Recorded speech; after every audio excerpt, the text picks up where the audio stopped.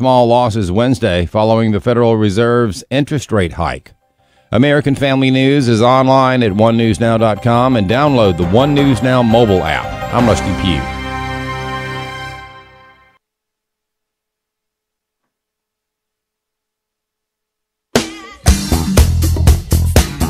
Coming next week on The Dwelling Place, Pastor Al Pittman continues to walk us through the Bible, line by line and verse by verse, to let God show us just how timeless His truth is. That's next week on The Dwelling Place.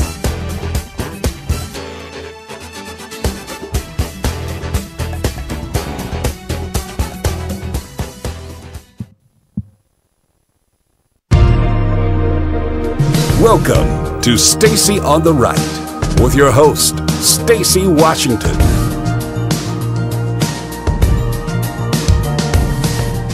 All right, last night we told you about the $1.3 trillion omnibus spending bill under consideration by Congress. This is it. Look at this. Look at this thing. This is a tenth of it right here. Now we don't want to kill all the trees, so we only printed out a tenth of it, but we did the math, and this is how big it is. How many people are reading this bill? No one's reading the bill. This is what it is, okay? This is the Republican Congress. It's a business as usual spendorama at a time when voters expected just the opposite from a president who campaigned against the corruptocrats in D.C. Well, with the sequester caps gone, Republicans, what are they doing today? They're linking arms with Democrats. Yes, they're spending more on things we should not be funding at all, and things the president vowed to defund. So how on earth do Republicans expect the voters to turn out in November for them if they can't live up to the basic precepts of what they campaigned on? This ridiculous omnibus, and we have to keep moving the camera angles here, but this thing, people have to see what this is because you don't really get it if you don't see it. Look at this thing. Again, I want you to see this. This is your tax dollars at work. This is it. $1.6 billion in this disaster is devoted to border security. That's it. And a paltry $641 million to the wall the president campaigned on. How many times? That's a pittance. Welcome to Stacy on the Right, everybody. It's Thursday, and it's a jam-packed news day as usual. The president is actually speaking to a group of young millennials in the White House right now. Charlie Kirk is the host, and they're talking about all of the different policies that the president is moving forward to help millennials succeed in today's economy and in today's America. And Demetrius Minor, who is associate producer for the show, is also there.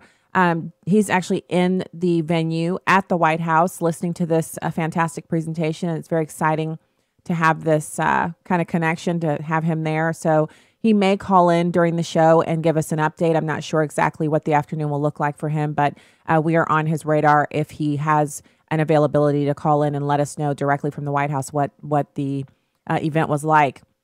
Today on the program, we actually have two wonderful guests for you today. We're going to be speaking with Pastor Myron Powell. He's a bishop of the Church of Omaha. And we're also, which this is kind of exciting as well, going to be speaking to Amber Athey. She's a media and breaking news reporter for the Daily Caller. She's going to come on today and talk with us about news of the day and the omnibus spending bill, which that is kind of the big deal for us today. And we're going to touch on the kind of commentary that's been coming out of the New York Times and other major media outlets about this bomber. I'm calling him a domestic terrorist. We're going to talk about that a little bit because I feel like there's a little bit of a disconnect. People are starting to sound like they think this guy's cool. If we allow that, then we'll have copycats. Other people who want to be cool too will decide this is a great way to go about getting some fame and notoriety. That can't be the case for us. And so I want to listen to the rest of Laura Ingraham too, and then I want to get into something that happened this morning right here in St. Louis. Personal story, but you know, hey, it's the Stacy on the Right show here on Urban Family Talk and American Family Radio. And I want to talk about it because it has to do with interpersonal interpersonal relations, and also because it had kind of a negative effect on me for today. And I know this is not a singular occurrence. It's not something that just happens every now and again. It happens. And so people aren't always going to be kind to each other, but there are things we can learn from these kinds of experiences. So we're going to get into that right after this this remainder of the clip of Laura Ingraham from Fox News, the Ingraham angle. She was talking about the omnibus spending bill, and I'm appalled that we don't have the defunding of Planned Parenthood, the full funding of the border wall, and the defunding of the sanctuary cities. Those are three things that the president ran on that are not in this bill. The Republicans still control Congress. They control the Senate, and yet they're basically giving away the midterm elections to this panderfest. I don't understand it. So yes, we get some military funding. Yay. But isn't that what they're supposed to do anyway? That's in the enumerated powers. What about the other things? For what reason do Republicans get out at the midterms and turn out in droves to beat back this, what the Democrats are calling a upcoming blue wave? What reason do we have to jump out and do all of that if we're not going to get the things that were promised during the campaign? So let's listen to Laura Ingraham too. And it's not even close to what the president requested to ensure that the wall would actually get built, not just lip service. Well, last night I raised this concern and others to Majority Whip Steve Scalise. This is an opportunity, Congressman, to defund sanctuary cities and to get the real money for the wall that the president campaigned on, and he won the election on that wall. Defund Planned Parenthood, $500 million. I know you agree with me on this, but $500 million to Planned Parenthood. The Republicans are in charge, and they punt it. That is mind-boggling. Well, hold on a second. All right. Well, we didn't hear what he said there, but he was trying. He was like he agrees with us, but well, perhaps the president was actually watching the angle. I hope so. Earlier today, he reconsidered his support of the omnibus bill, and he called Speaker Paul Ryan and Majority Leader McConnell to the White House for a meeting. Now, in a statement, White House Press Secretary Sarah Sanders announced the president and the leaders discussed their support for the bill, which includes more funds to rebuild the military, such as the largest pay raise for our troops in a decade, more than 100 miles of new construction for the border wall, and other key domestic priorities like combating the opioid crisis and rebuilding our nation's infrastructure. Now, this is curious. Ryan and McConnell obviously pushed the president to support this bill, and they're right, there are some good things in the bill. But the big push was, Mr. President, you cannot afford a government shutdown on Friday. Now, that's how they always do it. They make you agree to blow your promises and your principles by putting a gun to your head. Oh, this will be terrible. You shut the government down. Look, it pains me to say this, but the president is buying a pig in a poke here. He won on calling out the establishment, on naming names. Yes, even when it made things uncomfortable. So I have a question. Where did that Donald Trump go? I'd like to know too. I'll second that. Where is he? And this isn't about me expecting perfection. It's not about me expecting, that he lays out 1, 2, and 3 or A, B, and C, and those things have to be done within this many months, or there's no way to, work our way up to anything. I get it. He's in a divided Washington. There's a huge swamp and deep state operating against him. He's under investigation for so-called collusion, and the midterms are looming. I get the stage that's set. I understand that. But nothing? We can't defund Planned Parenthood for 12 months. We can't cut their funding in half since they're under investigation by a panel from the House for selling of human body parts. We can't do anything with that. We can't get Paul Ryan to man up. He loves all those pictures of him working out. Those were just like in droves all over the place. Pictures of him pumping iron. Let's see him pump some metaphorical iron by getting the wall funded. For what reason would we be opposed to that? And to add insult to injury, they have authorized more H-1B1 visas in the bill. Do you remember President Trump campaigning on eliminating those or reducing them by a great percentage? He said we wouldn't have to worry about these people coming from foreign countries, and this is just the facts as they lay. These are uneducated people who they don't speak English, and they're only here to take the low-income jobs, which primarily impacts the Black community and other Hispanics that are literally on the ladder to success, and they're clawing and trying to get up. See, the big misconception out there is that Blacks aren't trying, that Blacks are just sitting around in their butts doing nothing. And mind you, there are some of those in every ethnic group. There are whites sitting around in their butts doing nothing. There are always going to be people who don't want to do anything with themselves. But what about the rest of the Black people? What about the others who they would work that basic minimum wage job for a while? They would go in there and bust it and kill it for a while so they could work their way up to a management position. They would take that job so they can get some work history under their belt. They take that job because they're in college and they can't afford to take out all of the loans that everybody else is just, pile on $100,000. They understand that's not good for them. They want to work. There are millions of Black people out there who are in that situation, but they're not getting these jobs because the employers know, hey, I've got 300 H-1B1 visas. I can get these people in here. They don't ask for breaks. They barely speak any English. I can tell them anything. They're going to work. They're going to do whatever I tell them to do, and they're going to be very compliant. And that hurts American citizens. There's a reason we have a constitution and labor laws, because you do need a break sometimes during the day. You do need to be allowed to go use the restroom. You do need to actually be treated like a human being. And so you guys know I'm as pro-business as they come. I'm all about our economy, and the driver of our economy is small businesses. But these H-1B1 visas hurt Americans.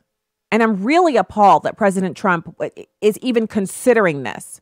Now, those Republicans in the House, I guess we can count on one hand how many of them really, really care about Americans who are at the very entry-level work situation. And that's so many Americans. So we want to reduce the number of Americans who are in that unemployed, no longer a part of the workforce. The way to do that is to eliminate these H-1B1 visas and let Americans work. So let's talk a little bit about, how we treat each other, really. So earlier today, we have this huge event at one of the kids. So the kids are in two different educational facilities. And one of them, they had this big event today where there's a fashion show, there's facials, there's all this cool stuff. And it's at Saks Fifth Avenue here in St. Louis. And so I got an email saying, hey, you had like a work thing, which I did, and you couldn't make the last one. And so we wanted to extend an opportunity for you to come with us because we're going to do the same event again. And it's going to be, today. So about a week ago, I get this email. I'm like, oh my goodness, sure. Yeah. My birthday's coming up. I'm getting, this will be awesome. Get to go get a facial. And this is all, I think $34 is the total cost. You get lunch. So, obviously Saks is putting out a lot because they're hoping you'll buy some clothes at the fashion show or buy some of the facial products or something like that. So I show up for my appointment this morning and I texted ahead and said, I'm running a little behind, but I'm on the way. I get there. And as soon as I walk in and give my name, the lady who's the actual person who works behind the cosmetic counter, one of them, and supposed to be doing my facial, she says to me, well, I need you to hold on a second because we can't find the key to the spa. Now, my little radar went off in that moment. And I thought, who loses the key to the spa? First of all, it's a part of the department store. There's a key to it that you need to get in and you've lost it just now. So I said, okay, well, thank you. I'll just hold on here. So she asked me who my salesperson was. I didn't know because I'm not the organizer of the event. And the women are coming in one at a time for these facial appointments until there's the actual luncheon and then the fashion show after that. And so I'm going to come straight from the fashion show to here to do my show. I turned in my audio early. I just thought I was slamming and jamming. So I wait for about a half an hour. They can't find the key. The lady eventually tells me that she's going down to prepare the spa. Even though they can't find the key to it, she's going to now go prepare it because it's not ready. And she disappears and doesn't come back for half an hour. So I text back and forth with the organizers. And then I decide, this is probably just a sign that I don't need to get a facial today. I don't need to be doing this. I should go home and get ready because I have a lot of stuff going on. And I can always use extra time to get some work done. And so I just basically said, thank you. And they never came back to say the spa key is lost forever or we're calling a locksmith so we can get in the spa because the spa wasn't locked and there was no reason why she couldn't get in. She just didn't want to give me a facial. And so I leave there and I come home. And of course, the organizers who are other moms at the school, they're appalled. They email me. One of them calls me and she's like, I'm sorry this happened to you. I'm not sure exactly what's going on. And she wasn't there. So there's no way that I can say one way or the other that the reason that the woman didn't want to give me a facial is because I'm Black or maybe I was too tall or maybe I wasn't skinny enough or maybe she didn't like, the jacket I was wearing. I'm not sure. Maybe she didn't think I had enough money to get a facial there. I'm not sure exactly what the reason is that she decided not to do it. But I can tell you that anybody else in this situation, would have thought that it was due to racism, that she didn't want to give me a facial because I'm Black. So I leave it with you as to whether or not Saks Fifth Avenue employs people like that here at their store in Frontenac. The point is that still slamming and jamming. I got makeup on. I gave myself a facial, and now I'm doing the show. So our next guest is Pastor Myron Powell, the Bishop of the Church of Omaha, and we'll be right back with him after these messages.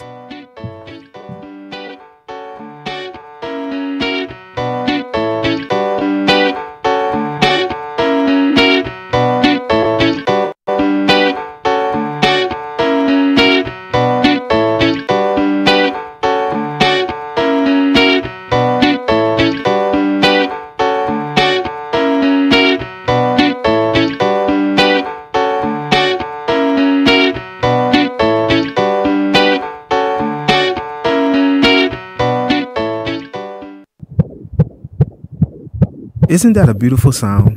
The sonogram holds the sound of a baby's heartbeat. Hi, I'm Will Addison, Director of Urban Family Talk. We are partnering with the Ministry of Preborn to help save babies' lives. Preborn partners with pregnancy centers throughout America in helping abortion-minded women choose life through ultrasound. By letting a mother hear her baby's heartbeat and see her baby in her womb, she will choose life 80% of the time. Ultrasound is a game changer. For $140, you can provide 5 ultrasounds. All gifts are tax deductible, and 100% of your gift goes to saving babies. You can save a baby's life right here in America by donating to Preborn. To donate, dial pound 250 and say keyword baby. That's pound 250 and say baby. Or donate securely at preborn.com. Your love can save a life. Hi, I'm Crawford Loritz with a legacy moment. Once I was taking my daughter's car to the shop. The lights were dim, the wipers barely worked, and the radio was very quiet. When I got to my destination and turned the car off, it wouldn't start again. It was dead. You see, the alternator had failed and the battery couldn't recharge. The car was rendered powerless. Some Christians give a great appearance, but if the truth were known, they have no power. We may have a lot of information and correct theology, but sometimes there's a gap between what we know and how we live. In 1 Samuel chapter 10, verses 6 and 7, Saul had just been anointed king. Samuel the prophet told Saul what was going to happen to him when the Spirit of God came upon him. Listen to these words. Then the Spirit of the Lord will come upon you mightily, and you shall prophesy with them and be changed into another man. And it shall be when these signs come to you, do for yourself what the occasion requires, for God is with you. There are a couple of applications from this passage. Number one, when the Spirit of God came on Saul, he changed him. In other words, he transforms us. He takes control of our lives and produces Christ-like character in us. The second application of this text is that the Holy Spirit empowers us. He not only changes who we are, but he empowers us to do what God has called us to do. It's incredible. And it's way better than putting a new alternator in a dead car. Well, here's what I want you to remember today. Surrender to the Spirit of God today at this moment. Allow him to lead and direct your life. He will change you, and he will take you to where you need to be. Crawford Loritz is Senior Pastor of Fellowship Bible Church in suburban Atlanta, Georgia. For more information, go to livingalegacy.org. livingalegacy.org. Welcome back to Stacy on the Right on Urban Family Talk. All right, welcome back to the program. Call lines are open at 866-963-2037. Urban Family Talk is the website, also afr.net. Huge thanks to our affiliates and partners out there, people who carry the show. We really appreciate you. And I ask that you go to stacyontheright.com and check out the content over there. You can hit the merch page and buy a Stacy on the Right Show mug. And you can comment on some of the articles and things that are up there. You can also find on my Twitter feed and on the Stacey on the Right Show page, I've posted my latest op-ed that's up over at the Washington Times. And so keep an eye out, because over the next few days, I have a few pieces coming out in different publications, and it'll be interesting to get your feedback on what I've written about, because it's kind of a varying little group of topics there. So right now, it's my pleasure to welcome Bishop of the Church of Omaha, Myron Powell. Thanks so much for coming on today. Thank you, Stacey. Great to be back, and blessings to you and all you're doing. Thanks. I'm just looking out, and it's kind of overcast, but I'm looking forward to what is soon to be the springtime. We're getting close because it's starting to rain a lot. Yeah. I hear you there. I'm ready for spring myself. Yeah. So let's talk about this media bias towards Israel. One of the things that I think we often notice, it kind of runs along in the background, almost like one of those chyrons on a news show. There's a lot of really negative coverage of the nation state of Israel. And even with President Trump really trying to reset the relationship and going in and, having the Prime Minister Netanyahu, he comes over, they meet, they communicate. The president has been to Israel. There's been a lot of overtures made to try to restructure and repair that relationship from the negative times of the Obama administration. Yet the media never relents in attacking Israel. Right. I just got back from Israel, and it was my first time ever to go. And by the way, I highly recommend anyone, you or any listener, if you've not been, you need to go. For one thing, and you're talking about this media bias, I've heard stuff about, their wall that they've built, and it blocks off the Palestinians, and it's a burden, on the Muslim population there and all this. First of all, the wall, which is 451 miles long, only 5% of it is concrete. The other 95% is a fence. We also were briefed by the colonel, who he has briefed Barack Obama, he briefed Hillary Clinton, and he has briefed the staff of our current administration on safety and security. He walked the entire 451 miles with his team, making sure that they did everything they could to put these, fences or wall in places that wouldn't hinder or hurt or whatever. One of the main things that he did, that Israel has done, is if they had to, and they tried to not do it as much as possible, but if they had to take a person's land, especially a Palestinian Arab or a Muslim, they paid them a very nice fee for the use of their home or their land or whatever. If the person didn't take it, and the reason most of them didn't was because they didn't want to be labeled as a friend of Zion, a traitor to Palestine, Israel put the money in a bank and said, whenever you're ready, it'll be there for you. Well, where have you heard that in the news? I didn't know anything about it. We're talking to the guy face to face. He's walking. He also told us that when they were putting the fence in the West Bank, particularly there in Jerusalem, that 90% of the Arabs begged him and his team, please put us on the Israeli side. We would rather be on the Israel side than on the Arab side. And when he asked them why, it's because they have freedom in Israel. It's a democratic society. You can say what you want, act like you want, live like you want, and not be, hurt for it or whatever. There are, right or wrong, there's a person's beliefs. There's homosexuals that have rights. There's, freedom of religion. All of these things are there. Women's rights, all of this stuff. But you don't hear that. You hear that Israel is committing apartheid. Well, in my opinion, that's a slam to what apartheid really is. And if you're going to say that, that's really a slap in the face to those who experienced it, for example, in South Africa. And to me, what this colonel did and everything else that I saw, for example, the Syrian refugees that come across the Golan Heights, they'll take them into the hospitals. No questions asked. They'll doctor them up. They'll, treat them as if they were just any other, Israeli patient. But again, where are you hearing that in the news? You're not. All you hear is, oh, hey, they attacked Syria and there were some casualties that were civilians. What you won't hear is that the attacks against Israel are almost always against civilians. So again, I think the recommendation is people need to go and see for themselves. We actually were in, and I apologize for keeping on going. I'm sorry. I'm just full of stuff here. Please share. We need this. We need to know this. Yeah. Well, our trip was more of a geopolitical trip. We did see some of the, pilgrimage sites, and of course where Jesus walked and all of those things. That was awesome. But it was a geopolitical trip too. We were briefed by an Arab journalist. He writes for, I think, both of the newspapers there in Jerusalem. He's a Muslim, practicing Muslim, and all this.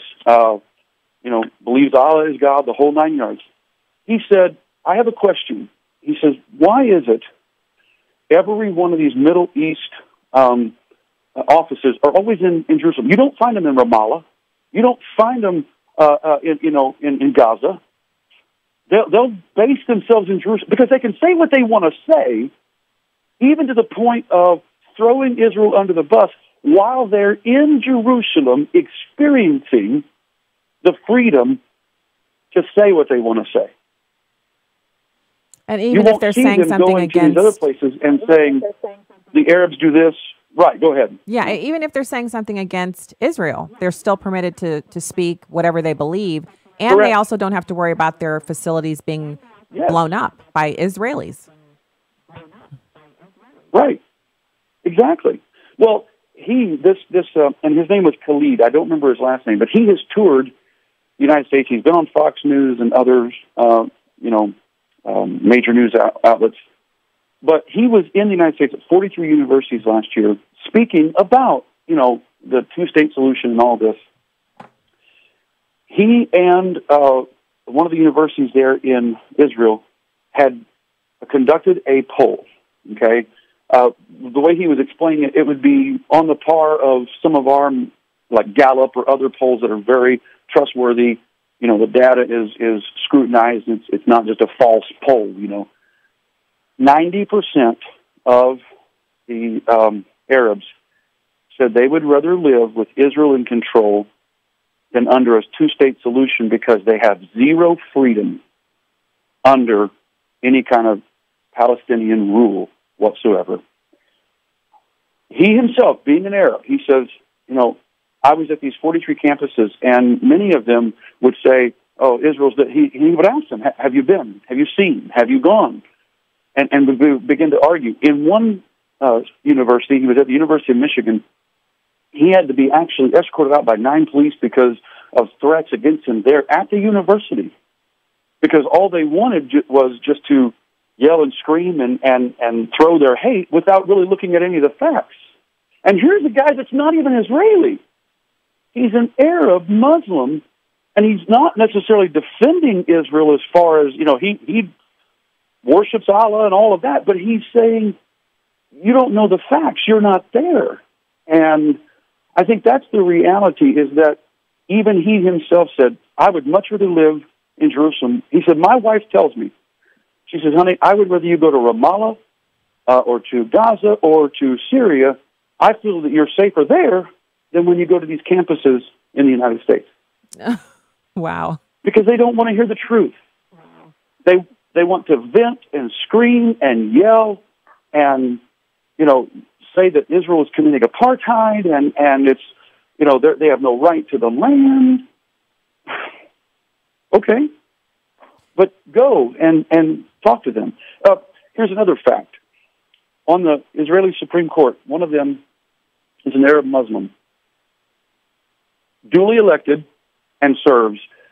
He also presides over cases in which he has had to hand down, decisions or uphold the law against an Israeli. Now, how would that happen if Israel was committing apartheid? He would never have been elected in the first place. Well, I think one of the things that we need is more of that. We need more of these firsthand accounts of what people say when they're there. And isn't it interesting that this isn't the only situation we know of, right?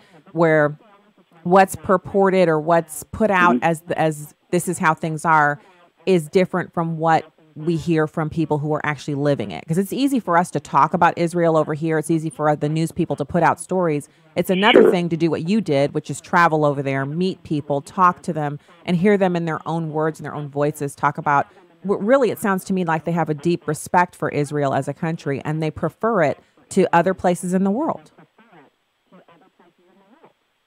They do. They do, most definitely. Again, they have freedoms. They have health care. They're allowed to be who they want to be, live the way they want to live without fear of that. We all know from everything we've read about other, Muslim-controlled territories and nations and all, you claim to be homosexual and you're killed, you're hung, you're shot, you're burned alive. And again, I'm not saying homosexuality is correct or incorrect. That's not my point. My point is to say you can freely be a homosexual in Israel if that's what you want to do. You're not going to be judged. You're not going to be hung. You're not going to be burned. And so the fact is there's freedom. There's women's rights. There's, so on and so forth.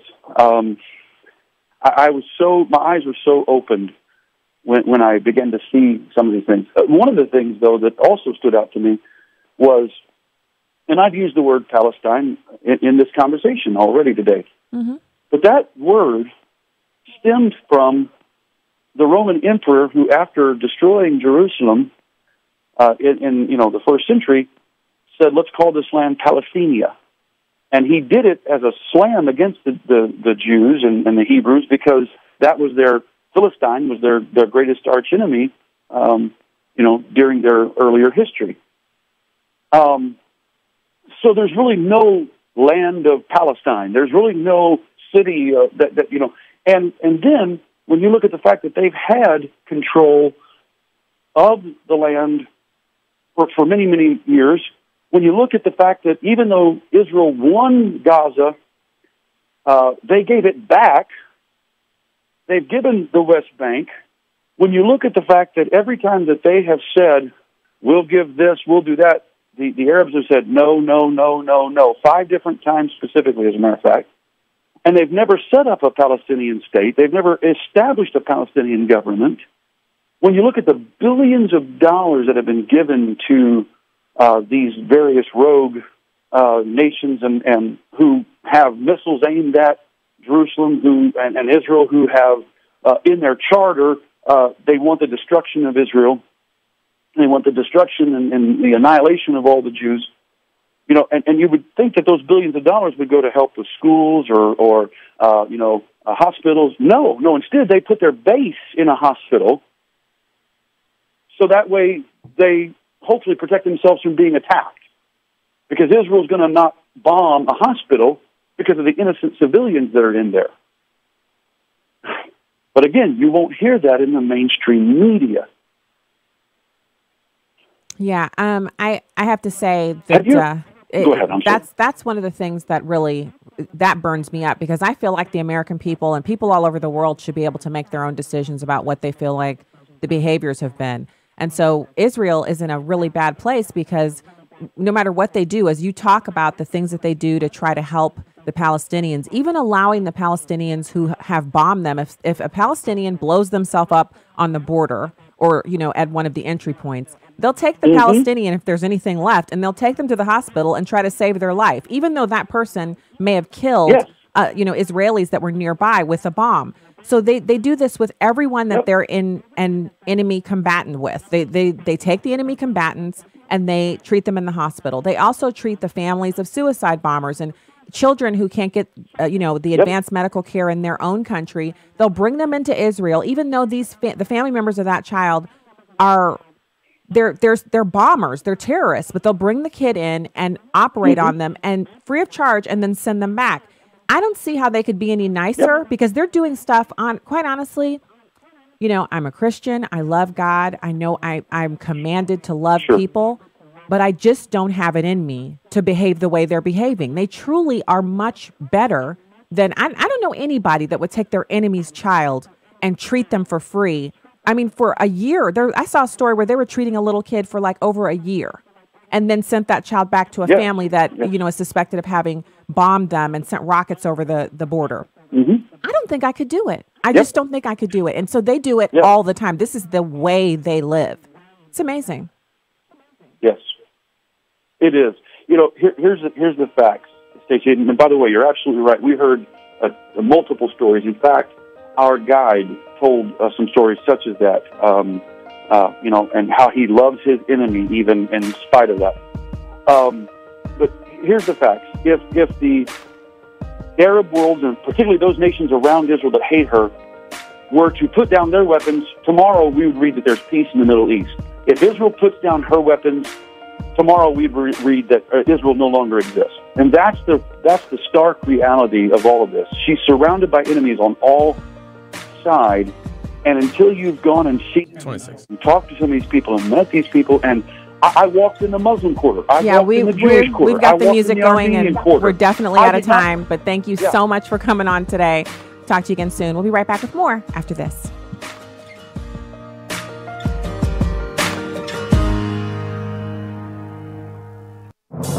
What does it take to live an uncommon life? Here's former Super Bowl winning coach Tony Dungy with today's uncommon moment. Have you ever asked yourself what your purpose in life is? Well, for me, it's touching lives, building a legacy not necessarily on the football field, but in those places that most people will never see, trying to be faithful in the position God has given me.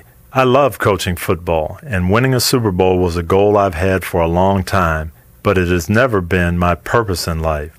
My purpose in life is simply to glorify God. I coach football, but the good I can do to glorify God along the way is my real purpose. I want to help people see the path to eternal life through Christ. We are all role models to someone in this world. Tony Dungy, author of the popular Uncommon book series.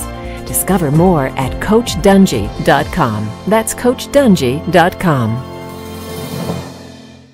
I'm Will Addison, Director of Urban Family Talk. We desire to be a movement of time tellers. In 1 Chronicles 12:32 it says, "The sons of Issachar were men who had understanding of the time, to know what Israel ought to do." In these perilous times, God is raising up a people of discernment who will see, pray, and act. We sound the alarm as watchmen. We cry aloud that God's people may be activated for His service. Join the movement at urbanfamilytalk.com. My name is Dexter. 2 days in a row while I was using, I heard a Teen Challenge story on the radio, and I knew I should look into this. No matter what lies you've bought, there is hope. If you know an adult or teenager who's struggling with a chemical addiction, Teen Challenge can help. Call us today at 417-581-2181 or reach us online at teenchallengeusa.com. This is Urban Family Talk. Yo, what's up? Hey, what's nothing much, man. Just trying to listen to this last song for the music final. Yeah, I think I'm gonna fail for the most part. I haven't even listened to it. Yeah, me neither. I've been too busy listening to The Word on the Street. The Word on the Street? Wait, you guys haven't heard? No, I haven't heard of it. Not me. Not that one. Well, check this out. There is only one true word, and that is the Word of God, which is what you will hear on Word on the Street, hosted by me, Victory McIntosh. Tune in as we discuss some of the latest hot topics and life issues and filter them all through the holy Word of God. It is possible to live righteous before the Lord and enjoy doing it. Tune in Saturday mornings at 9 Central Time. You don't want to miss it.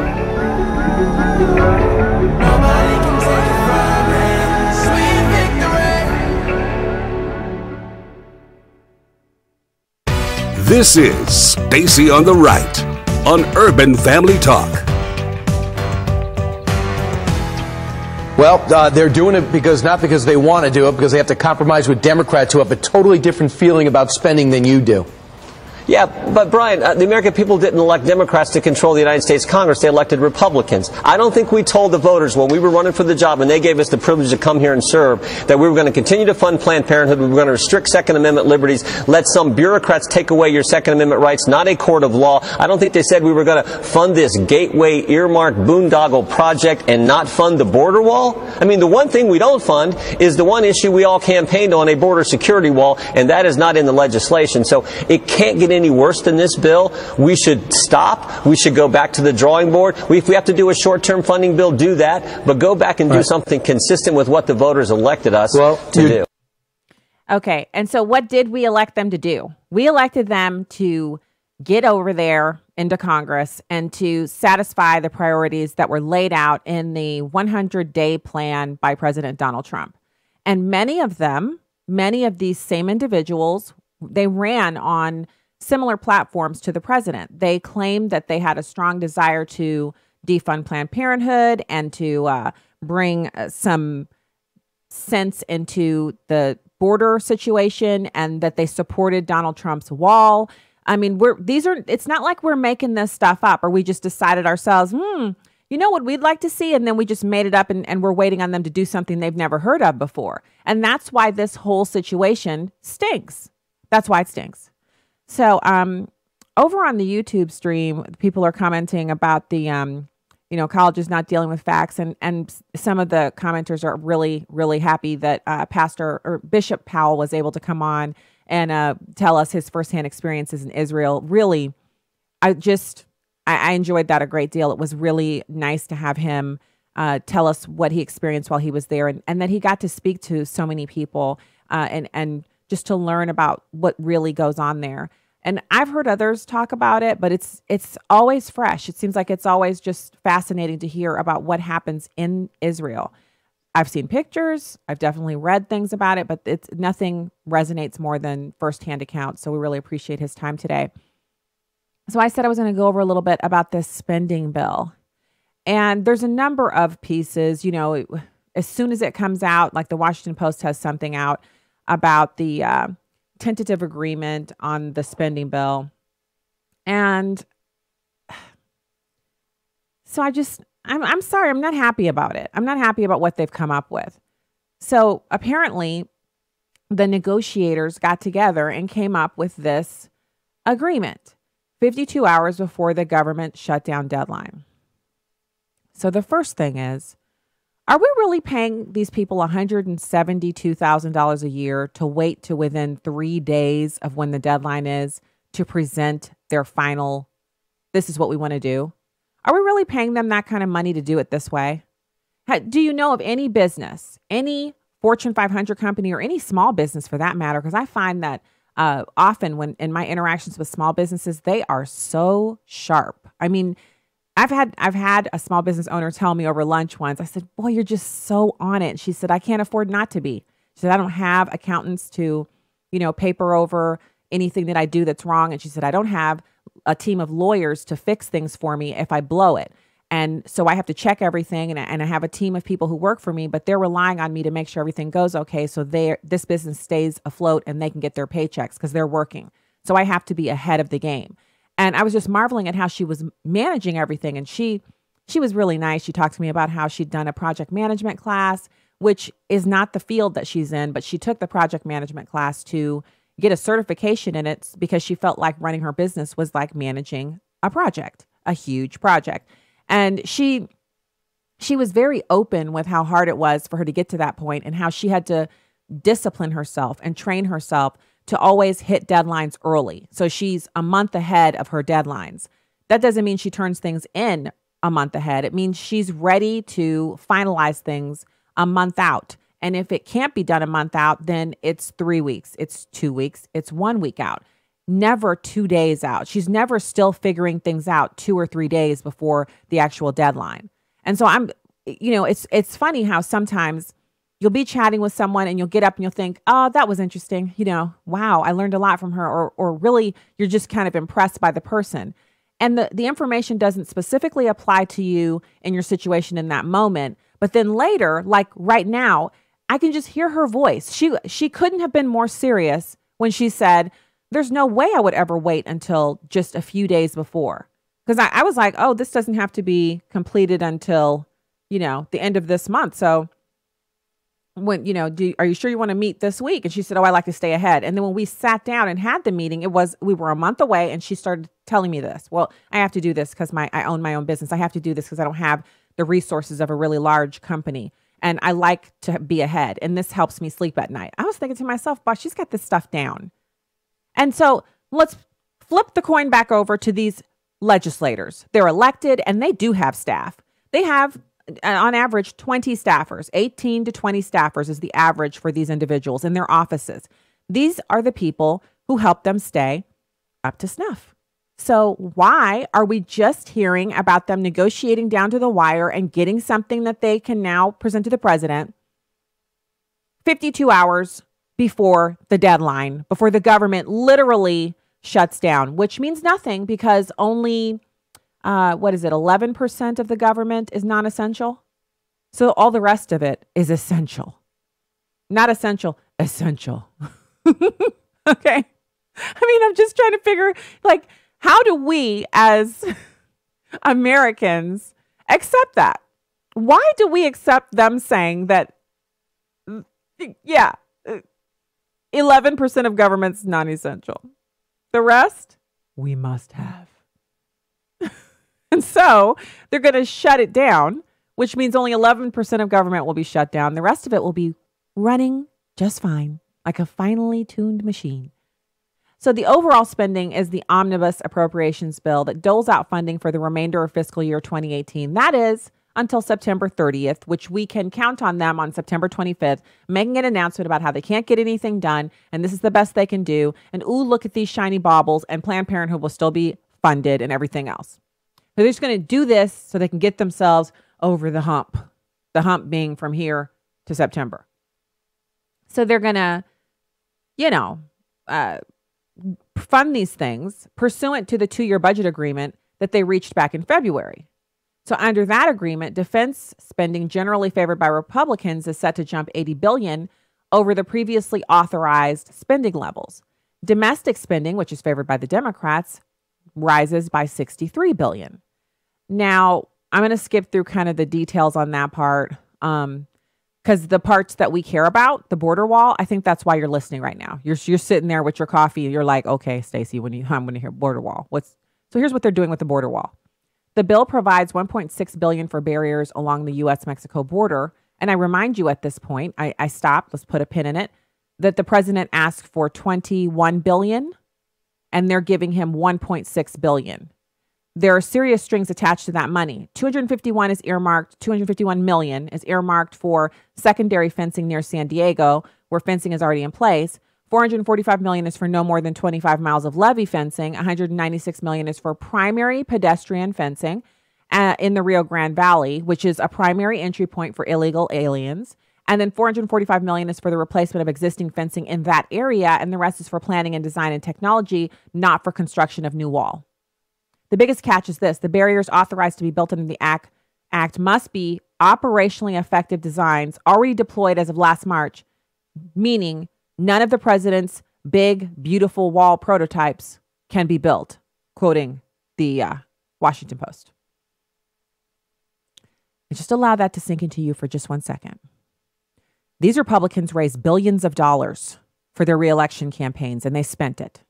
And we showed up at the polls, and we delivered the White House and the Senate and the Congress and the down ballot races. We trounced those Democrats like it was the last election we were ever going to see. And in repayment for that effort, they're giving us no new border wall. None. They're not even going to throw us a bone and give us some new wall. No new walls. Nothing new. Nothing that has been approved since they rolled it back to when now? Operationally effective designs that have been deployed as of March of 2017. They're still putting up prototypes. So that means we're not getting any new technologically advanced or savvy wall. Nothing that stops illegal aliens from tunneling underneath and actually pouring concrete tunnels into our country. Nothing that stops the drugs that is fueling some of the opioid epidemic. Nothing that stops the people and the sex trafficking that is being done at the entire southern border. Just havens for girls and young boys to be brought into this country and sold into sexual slavery. None of that is going to be stopped. You should be outraged. You should really feel as if you have had something stolen from you by them not giving what they promised when we were told, we need you to come out and vote. So there's some extra money for immigration enforcement. The bill bumps up funding for both U.S. Customs and Border Protection, which is something that the president requested, and for U.S. Immigrations and Customs Enforcement, delivering increases sought by the Trump administration. But there are significant restrictions on how that money can be spent. Democrats push for and won limitations on hiring new ICE interior enforcement agents. They won limitations on the number of undocumented immigrants the agency can detain. Under provisions written into the bill, ICE can have no more than 40,354 immigrants in detention by the time the fiscal year ends in September. The catch is that Homeland Security Secretary is granted discretion to transfer funds from other accounts as necessary to ensure the detention of aliens prioritized for removal. There's something that they're just assuming that we accept as normal here. The writer of this piece assumes that we Americans feel it's normal for there to be 40,354 illegal aliens being detained in the United States awaiting deportation. That to me is another travesty. It is a sign of a society in decline and one that does not prioritize the rule of law and the proper treatment of human beings.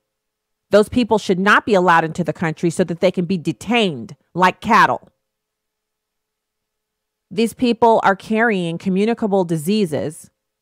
And if we can't detain them and we reach this number, so if you reach 40,355, what the Democrats want is for these people to be released out into our society.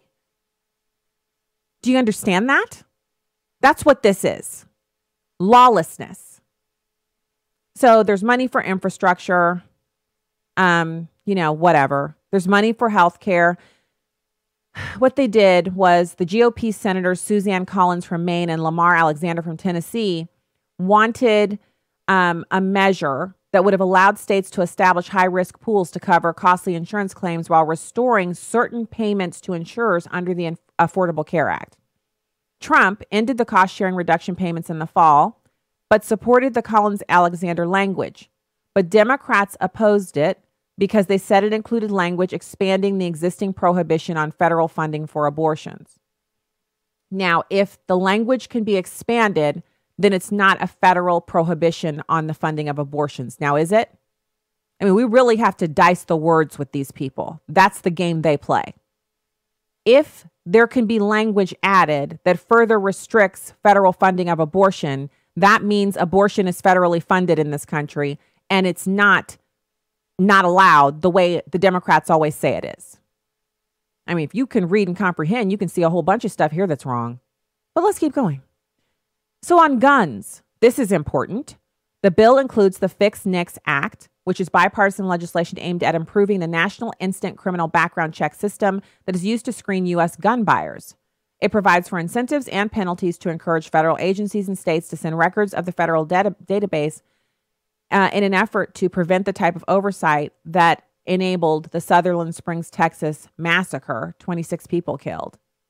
Democrats push for more aggressive gun laws, including universal background checks, but only want a minor concession. Language in the report accompanying the bill clarifying the CDC and prevention, so the CDC can in fact conduct research into gun violence. A longstanding writer known as the Dickey Amendment stated that no CDC funds could be used to advocate or promote gun control, have been interpreted in the past to bar such research. The amendment itself remains. So the CDC cannot advocate for gun control, but they can investigate the causes of, or they can investigate gun crimes. The grain glitch is something that's favoring farmer-owned cooperatives over traditional agricultural corporations. I wrote about this, and that is going to be taken care of.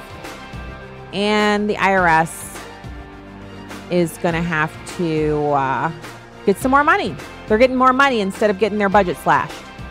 So there's more. We'll get into a little bit more after the break. We have the news and information you need right now, top of the hour from One News Now and American Family Radio. So you want to stay right here. I'm going to be back with hour 2 of the show. We'll have our next guest for you as well, Amber Athey of the Daily Caller. So stay right there.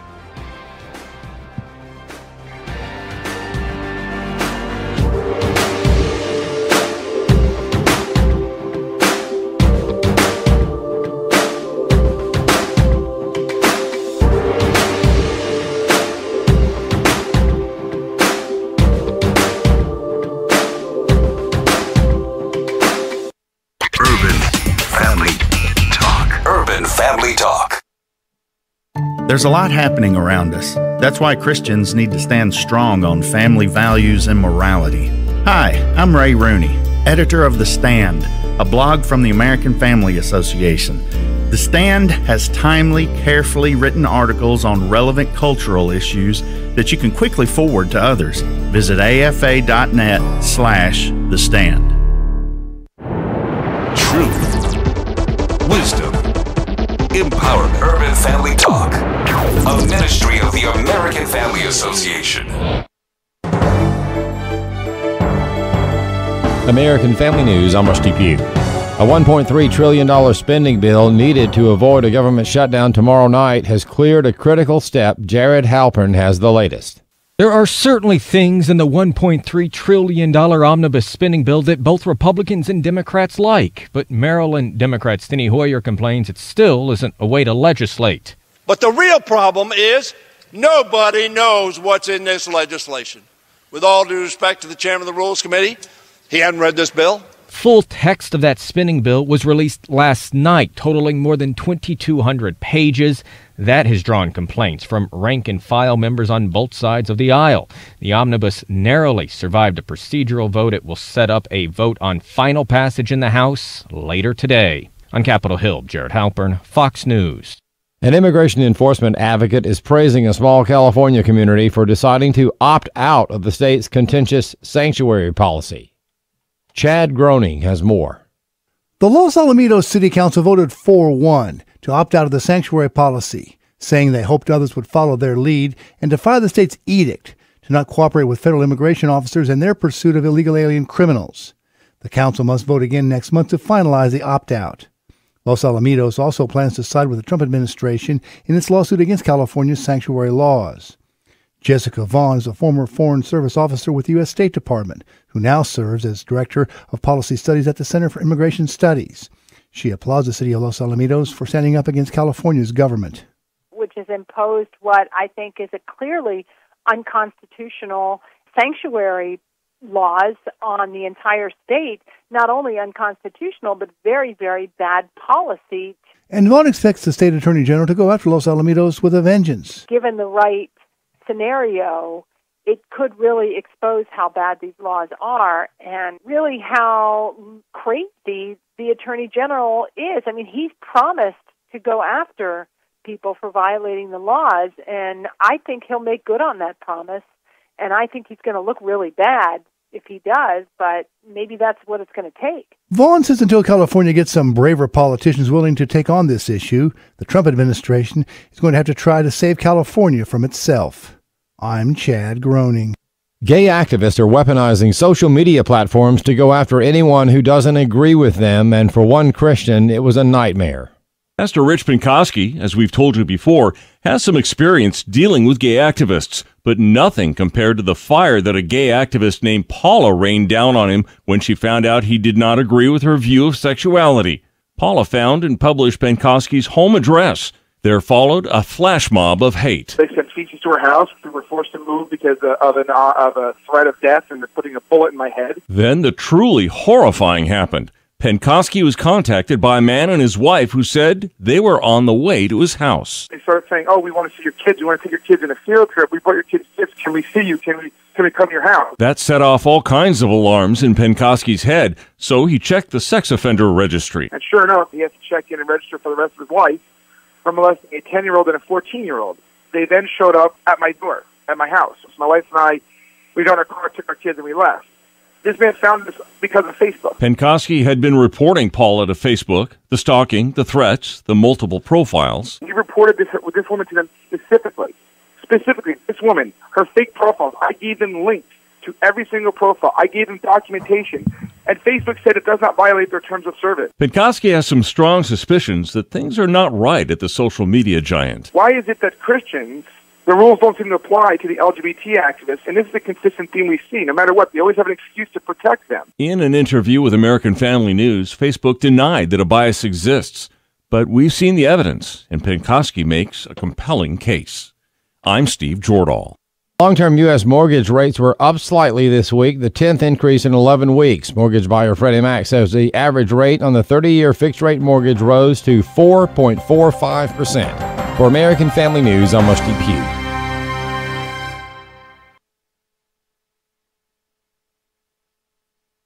Where there is no prophetic vision, the people cast off restraint. But blessed is he who keeps the law. Our country is suffering because of lack of leadership, division, and a disdain for godliness.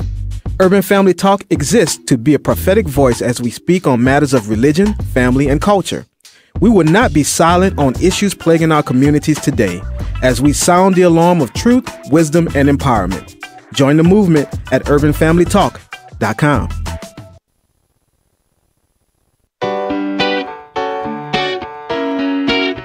Welcome to Stacy on the Right with your host, Stacy Washington. Love is everlasting, love is only kind, love is always patient, love will.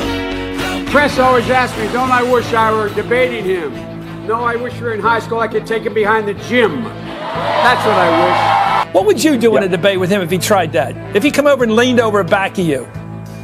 What would you do? You'd have to pick him up off the floor. And Donald, if you're watching, we're from Queens. I'll meet you in the schoolyard, brother. You need to be schooled. Democratic State Senator Maria Chappelle Nadal said this on Facebook. I hope Trump is assassinated. You mean you deck him? Listen, this guy got in my space. You want to get in my space? I've always said, Chris, you punch me, I'm going to punch you back twice as hard. You've got to stop his... Again, Maxine can take care of herself, and I would urge Donald Trump to be careful if he ever finds himself in a dark alley with Maxine Waters. It's a funny image. When was the last time an actor assassinated a president? It's been a while. Maybe it's time. No, I said if we were in high school, I'd take him behind the gym and beat the hell out of him. Trump is a half-term president at most, especially if I ever get within 10 feet of that expletive. Yes! I have thought an awful lot about blowing up the White House. Take it down a notch. It's creeping a bit. So that was one of the Free Beacon mashups of all the things that Democrats have said recently that sound a lot like violence or wishes for violence or assassination for President Trump.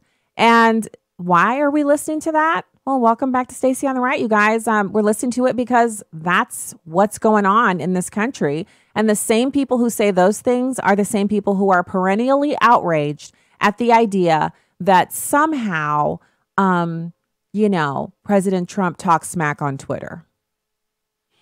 So y'all know I just don't even care. Like, there's some times where I feel like, oh my goodness, what is this? What's been tweeted? What's been said? But that is honestly becoming so rare because this is a double standard. It's a double standard, just like the one we heard in the news break just now. Chad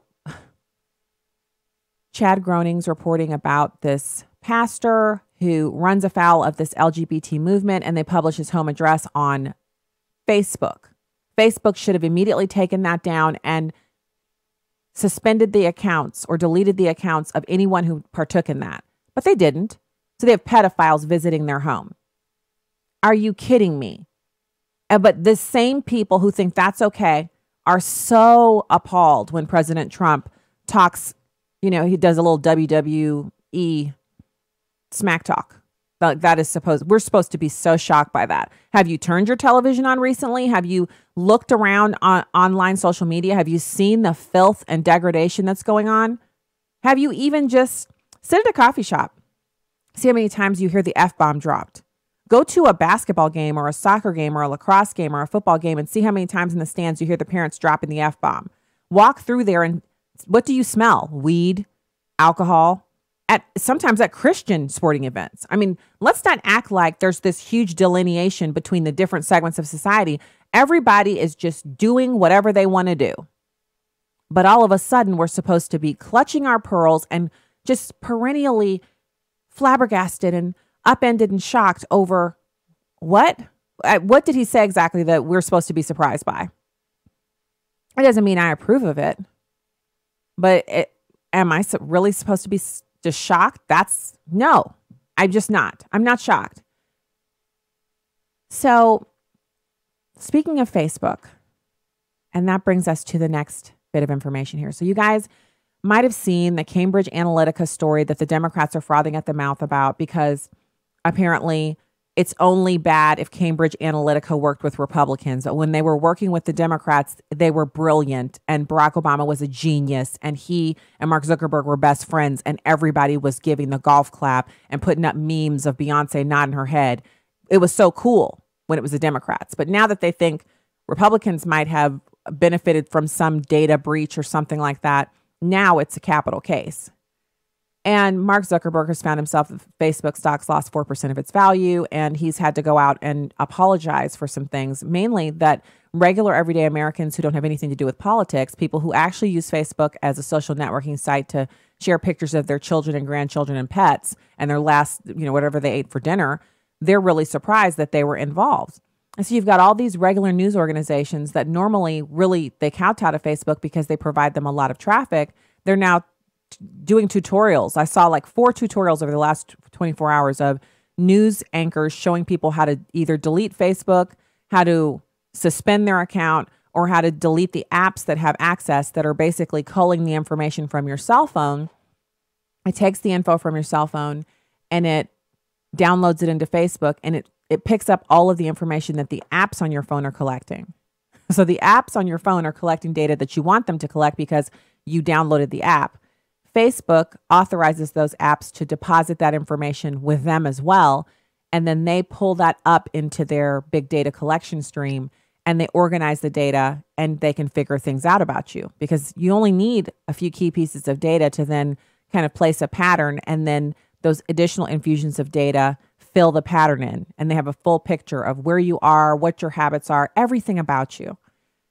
And people are alarmed by this. So a bunch of people have deleted their Facebook accounts, but not significant enough to make a dent. They've got, what'd they say, 2 billion users, something like that, last I heard. So that was the big story. And they've got all that going on. And so Mark Zuckerberg was asked in an interview, can people trust Facebook? And I got to give him golf claps and credit. I think he's telling the truth here. It's number 2. We're going to do a full forensic audit. Facebook has asked us to share our data, to share our lives on this platform, and has wanted us to be transparent. And people don't feel like they've received that same amount of transparency. They're wondering what's happening to their data. Can they trust Facebook? Yeah, so one of the most important things that I think we need to do here is make sure that we tell everyone whose data was affected by one of these rogue apps, right? And we're going to do that. We're going to build a tool where anyone can go and see if their data was a part of this. So the 50 million people that were impacted, they will be able to tell if they were impacted by this? Yeah, we're going to be even conservative on that. So, we may not have all of the data in our system today. So anyone whose data might have been affected by this, we're gonna make sure that we tell. And going forward, when we identify apps that are similarly doing sketchy things, we're going to make sure that we tell people then too. Right? That's definitely something that, looking back on this, I regret that we didn't do at the time. And I think we got that wrong, and we're committed to getting that right going forward. I want to ask about that because when this came to light, you guys knew this a long time ago. We got it wrong. We were getting so much juicy data, though, and we just didn't. I mean, we were like, look, these apps are authorized, and when our people, our Facebook users, log into their phones, all the apps that are running in the background transmit their data to us. And then, we have all of their data.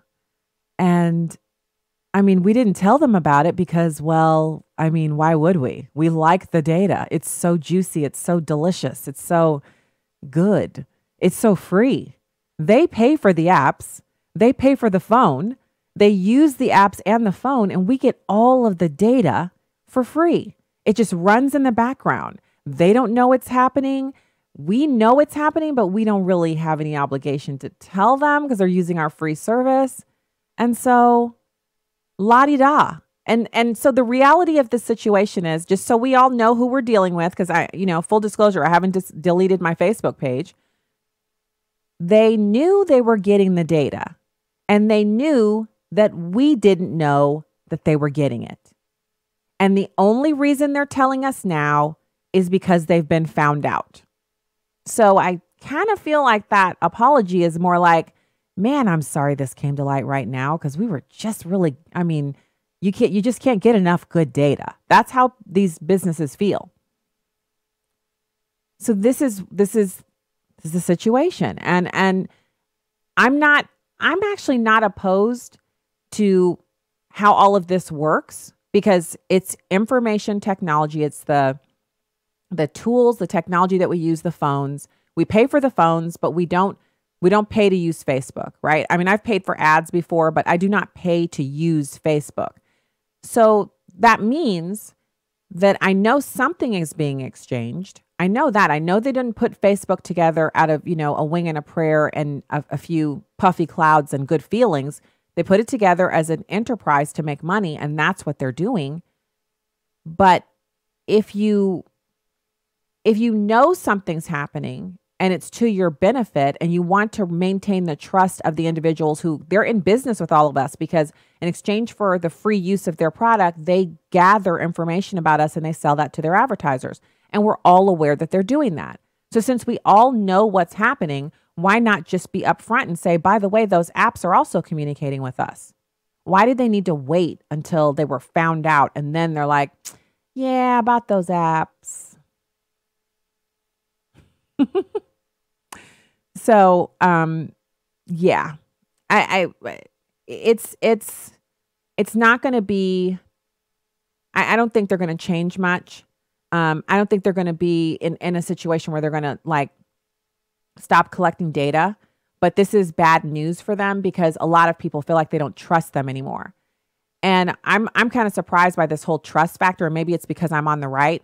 And it's not that I'm saying I think everyone who works at Facebook is bad. I know a couple of Facebook employees, and they're great people. So it's not that I think everyone who works for them is bad. They have an enormous workforce, but I do think their leadership and their overall bent is obviously a leftist orientation, and they do not treat conservatives the same way that they treat, liberals. And until they rectify that, I don't have a huge level of trust in the business, as in that they would treat, like the pastor in the news segment said, that they would treat someone like him the same way that they would say, a liberal host on what's Saturday Night Live, for instance. One of their actors or actresses, experiences some kind of threats from a pedophile and their home address gets published. That actor or actress is going to get much different treatment. Let's say it's not an actor or an actress. Let's say it's a little, small time Black Lives Matter activist or someone who they're definitely on the left, and you can tell that from their Facebook, but they're not as big as a Saturday Night Live host. They're smaller, but they still have a little bit of an activist leaning. They're going to get different treatment from Facebook than someone on the right, unless you know someone there. And even knowing someone there doesn't guarantee you're going to get the result that you want, but you can at least get some help. So I would say I just think it's you hear stories like the one on the break there, and you hear how that family was terrorized, and you hear stories of other conservatives who've had to move. Different things have happened to different people on the right, some of them very prominent people, and you just don't see the same level of sympathy. And I've experienced that myself from, liberals. You say, oh, well, I've received threats. Yeah, well, that's just, everyone gets threats. Everyone doesn't get threatened for their political beliefs. People on the left do not routinely get threatened for being leftists. Well, that's just something that comes along with the territory. If you don't want that, then you should stop doing the radio and stop writing. I've had people tell me that. So if something was happening to you, instead of me saying, oh, that's an injustice, someone should be punished and held accountable for that, I should say to you, no, you just need to stop working, or you just need to stop going to that church, or stop going to that club, or whatever. Do you see the difference there? So, I don't need a whole bunch of, oh my gosh, that's terrible. We already know what's going on. We know what's happened. We know what the situation is, but the double standard is what stinks. And so if you're on the left and you think it's okay for people on the right to be threatened and to be run out of their homes and to have their children threatened, then how can you expect to have any credibility when you say you just want some gun control for the kids? You just want this new law because it would help the kids. I mean, you're already on the wrong side on abortion. You're already over there pretending to be a Christian and supporting the dismemberment and ripping apart of human beings in the womb. And now you expect us to believe you love kids who are already born and you want to do something to benefit them? Don't be shocked when we don't believe you. All right, when we get back, we have our next guest, which is Amber Athey, media and breaking news reporter for the Daily Caller. She'll be with us right after these messages. Stay there.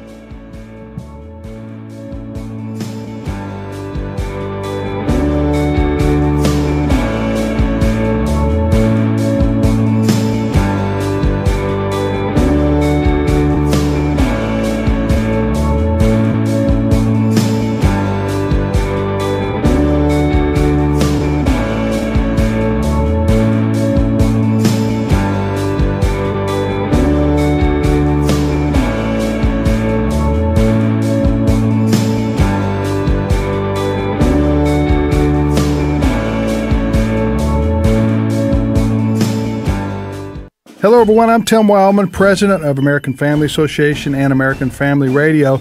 Well, our June Spiritual Heritage Tour is full, and our September trip is filling up fast. So if you want to go with us to Washington, D.C. and Mount Vernon for our Spiritual Heritage Tour, you need to sign up soon. We're going to be seeing lots and lots of sites, including the Capitol, the Library of Congress, the Supreme Court, the Jefferson and Lincoln Memorials, the Korean and Vietnam Memorials, the Arlington National Cemetery, and much, much more. For all the information on this tour, September the 19th through the 22nd, please go to the website spiritualheritagetours.com. That's spiritualheritagetours.com for all the information. And we also go to Williamsburg, Jamestown, and Yorktown. That's a separate trip, but we put them back to back in case you want to do both of those tours.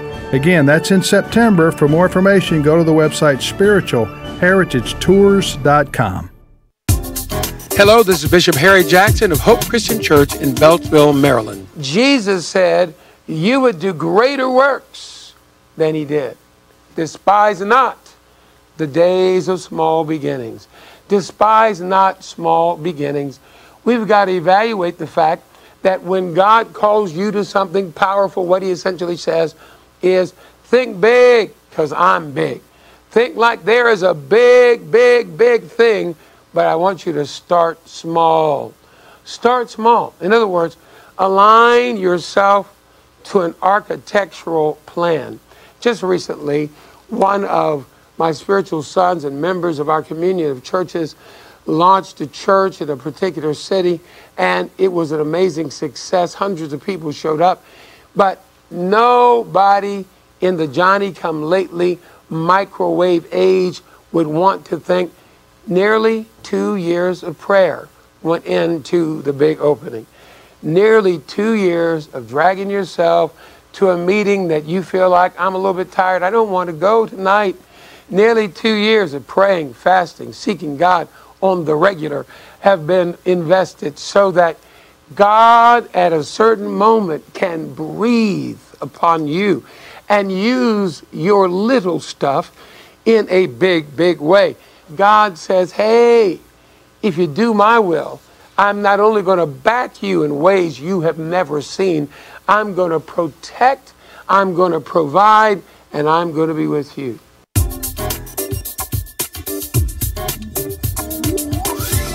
Join us this Sunday morning at 6251 Amandale Road in Beltsville or on the web at thehopeconnection.org. Welcome back to Stacy on the Right. on Urban Family Talk.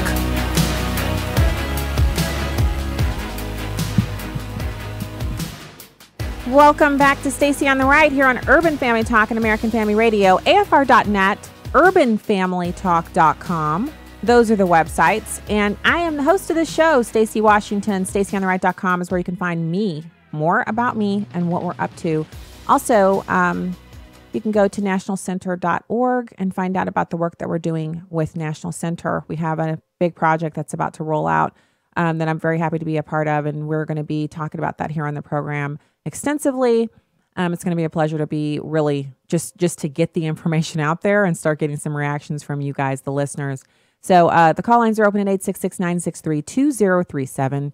And right now, it's my pleasure to welcome Amber Athey, media and breaking news reporter for the Daily Caller. Hey, Amber, thanks for coming on. Hi, thanks for having me on the show, Stacy. Yeah, I'm actually going to toss it over to you because we've already talked a little bit about the omnibus bill, and I'm slightly on the angry pants side. So I don't know if you want to cover that or kind of give the take from the Daily Caller on that. And then also, of course, there was that Gen Op meeting today at the White House that the president oversaw with Ivanka Trump, speaking to the younger segment of our population, up-and-coming activists and voters, about what his administration is doing to move the economy forward. That's right. Yeah, I'm actually in agreement with you on the omnibus spending bill. For a long time, conservatives were the party of obviously fiscal conservatism and trying to cut spending, trying to cut the deficit, and then they come out with this monstrous $1 trillion spending bill that includes a lot of Democratic priorities, such as funding Planned Parenthood, for example, which is something with conservatives in power, there should be no reason why they should continue to fund an organization that provides abortions. So I think a lot of people in the House Freedom Caucus, the more conservative members of the Senate, like Rand Paul, are really upset by this bill, and not to mention the fact that they were given this incredibly long spending package with just 2 days before the deadline to vote.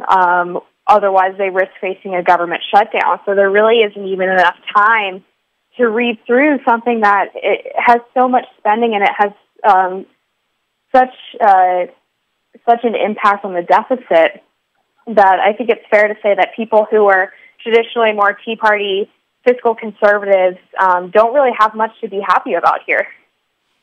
Okay, so you hit my number one soft spot on this bill, which is that we're funding Planned Parenthood, and we have 33,000 clinics that are federally run that don't provide abortions and staff nurses and actual OBGYNs, board-certified doctors. And we already fund those. They already exist. They're more plenteous than the Planned Parenthood facilities, and they provide everything Planned Parenthood provides and more except abortion. And so there's no funding that needs to be done to ramp those up. They're already there. Why do the Democrats seem to have this grip hold over the Republicans on funding abortion when we're in charge? If we're not in charge in the fall, there's no way to undo it then, because they'll be working on impeaching President Trump. Right, it's absolutely crazy. And this is something that Republicans have been railing against for years, the funding of Planned Parenthood. And as you said, there are so many other clinics that provide the things that Planned Parenthood doesn't provide, such as mammograms and cancer screenings, and just do a better job overall in terms of managing women's health. And there are some other things in the bill as well that are Democratic priorities. There are limits on deportations in there. There are additional limits on things that Trump can do to limit illegal immigration into the country. There's some funding for a border fence, but none for a wall. And the border fencing that is provided in the bill is only about 33 miles along the border, so nowhere near what Trump promised his base when he was running for president. So really, it's hard to see what exactly conservatives are getting out of this bill. It seems like they've made so many concessions to Democrats without getting anything in return. So what do we do about this? I mean, I'm one of those grassroots people who I do door knocking. I put signs out. I didn't do that this last cycle because I was too busy advocating on the radio. But I'm saying I've been one of those people before. So I know how it feels when you win. You feel like my work was for something. And then you go forward expecting to get something out of it legislatively. Right. How are we supposed to motivate people to go out and do that again in November with this? Right. I mean, what are Republicans going to run on? They can't run on the fact that they're spending trillions of dollars in spending.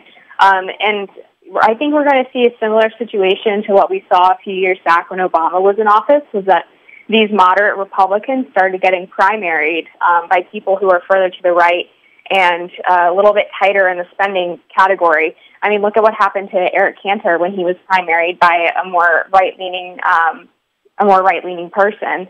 And for a lot of conservatives, that seems like the only solution is to try to run people who are more willing to stand up for things that the Republican Party has traditionally been really tough on, and now seems to be willing to go further to the left with no real explanation as to why, except for the fact that they're either too afraid to shut down the government in order to get their priorities in place, or they're just really bad at legislating. It's not clear which one it is. I'm with you, Amber. I can't understand it because I get, okay, because sometimes we kind of giggle at that. They're not good at legislating. They're great at running, but they're not good at legislating. But I'm sorry, they know how to do this. They know how to do it. It's almost as if they want to lose in November so that they can go back to saying, wow, we wish we had the House. We wish we had the Senate. If we did, we'd really do something for you. I think that's a great point. And Republicans have been so good at being the no party and at being the party that is not in power and will just criticize whatever President Obama was doing or whatever the majority Democrats were doing. Now that they finally have all this power, it's like they don't know what to do with it. And it's crazy because they've been campaigning on these issues for years. They campaigned on repealing and replacing Obamacare. They campaigned on cutting the deficit. They campaigned on defunding Planned Parenthood. And now that they're finally in the position to do something about it, it's like they forgot everything that they promised their constituents, and they just don't care anymore because they're complacent. Now that they finally have the power, they don't feel the need to persuade their constituents anymore that they're actually helping them.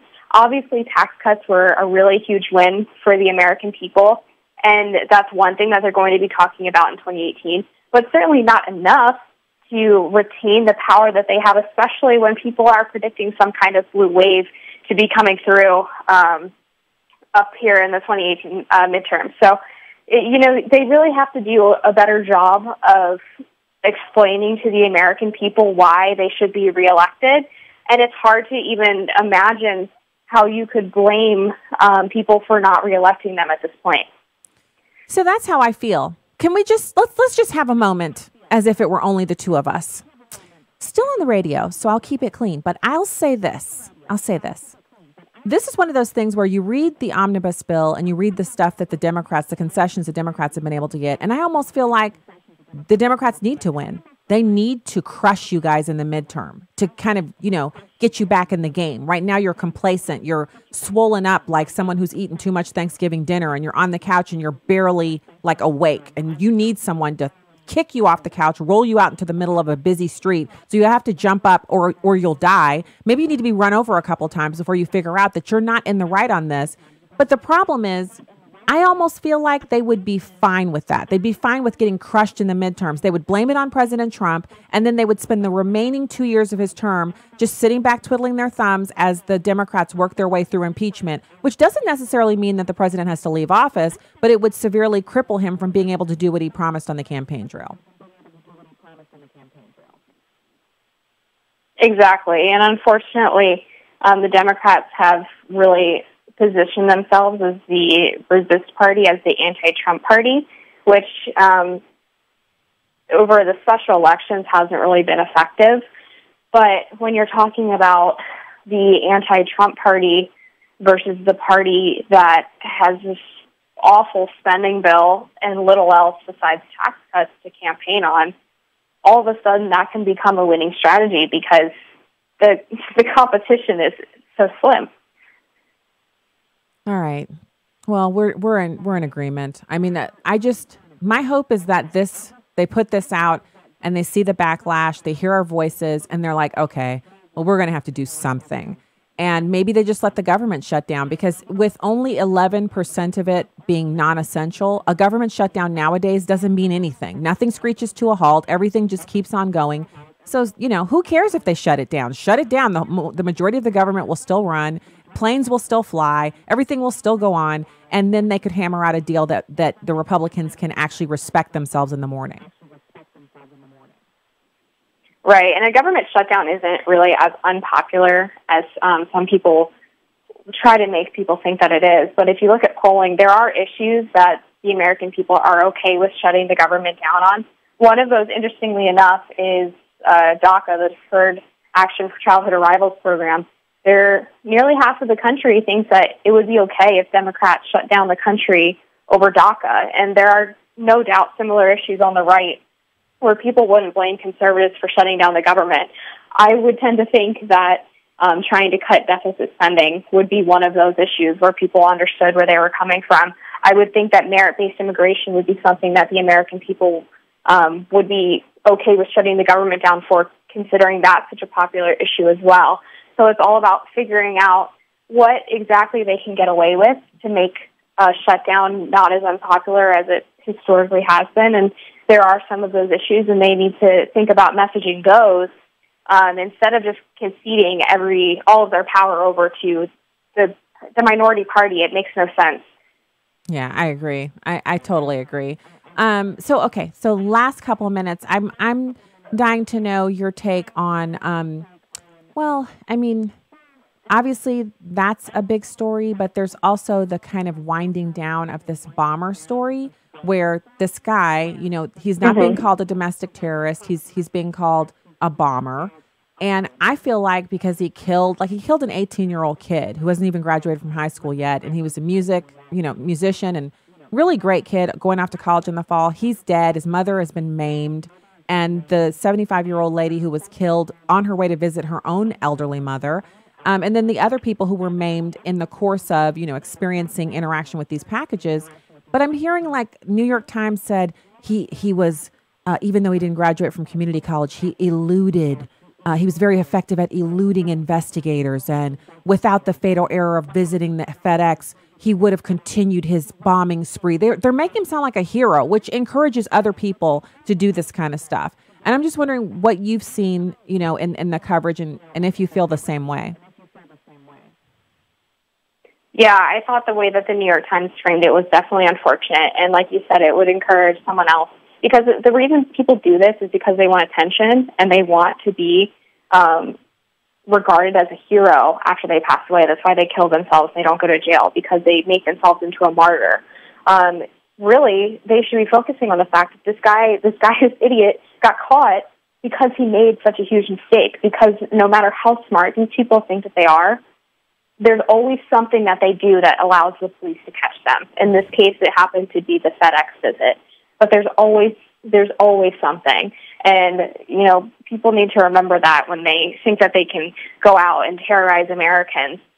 You will mess up and you will be caught or you will die. In terms of the media coverage and the terrorism, I would say it's a little bit early to make any judgments about that, just because we still don't know the motivations of the attacker. I mean, presumably the police know, because he left the 25-minute video confessing to the crime. But us in the media don't know that yet. So we have to make sure that we know the motivations behind the attack before we can really effectively label it terrorism or not.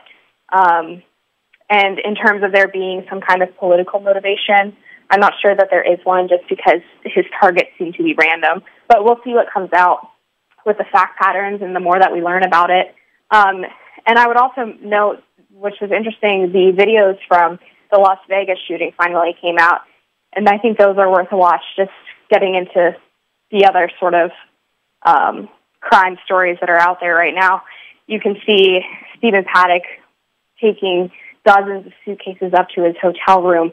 And I know people have been asking for that video for a long time, and it's very haunting, but I think it's worth watching.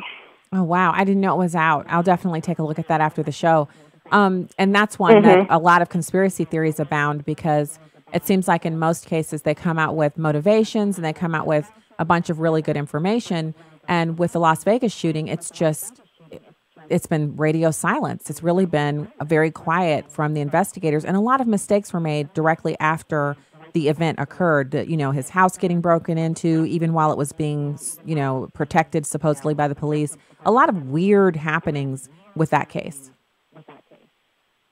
There were so many weird things, like allowing the security guard to go abroad on vacation when he hadn't even given his full story to the police yet, the discrepancies in the timeline.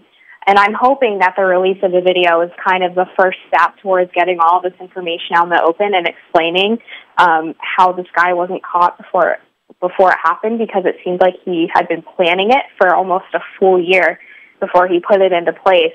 So I'm hoping this is really the first bit, and that more continues to come out, because I understand where the conspiracy theories are coming from, because this is the biggest mass shooting in our country's history, or the most deadly mass shooting, and yet we still know so very little about what actually happened.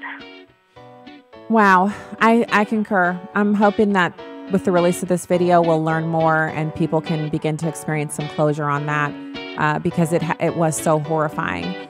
And it still is, really. It's still a part of who we are as a nation, and we need help figuring out the way forward. Thank you so much, Amber Athey, media and breaking news reporter for the Daily Caller, one of our favorite sites. Thanks for coming on today. Thank you, Stacey. All right, have a great weekend. We will be back with more after these messages. Stay right there.